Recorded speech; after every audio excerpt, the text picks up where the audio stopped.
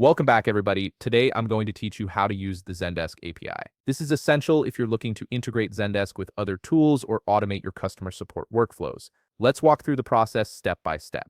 First, open your web browser and navigate to zendesk.com. Once you're on the homepage, go ahead and log into your account using your credentials. Make sure you're signing in with an account that has admin privileges, as you'll need these permissions to access and create API tokens. After logging in, you'll land on your Zendesk dashboard. Look over to the left side of your screen where you'll see a gear icon. This icon represents your settings and admin options. Click on it and it will automatically redirect you to the admin center. This is the hub where you can manage all your Zendesk configurations, integrations, and security settings.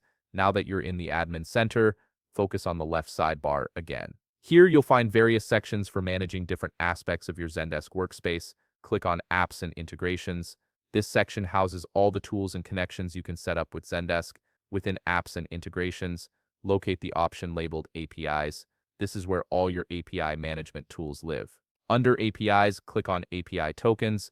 This will take you to the dedicated page where you can view, create, and manage all your API tokens. On the API Tokens page, look for the button that says Create API Token. This button is typically positioned near the top of the page for easy access. Click on it to begin the process of generating a new token. Creating an API token is a straightforward way to authenticate and authorize external applications to communicate securely with your Zendesk account. A dialog box will appear asking you to provide some details. Here you'll need to give a description for your API token. This description should be clear and specific so you can easily identify what the token is used for later. For example, you might write something like integration with CRM or automation tool for tickets. Once you've entered a meaningful description, click the Save button to proceed. After clicking Save, your new API token will be generated and displayed on the screen. This is a critical moment because the token will only be shown once for security reasons. You'll see the token string appear, usually in a highlighted box or field. Make sure to copy it immediately by clicking the Copy button next to it or manually selecting and copying the token.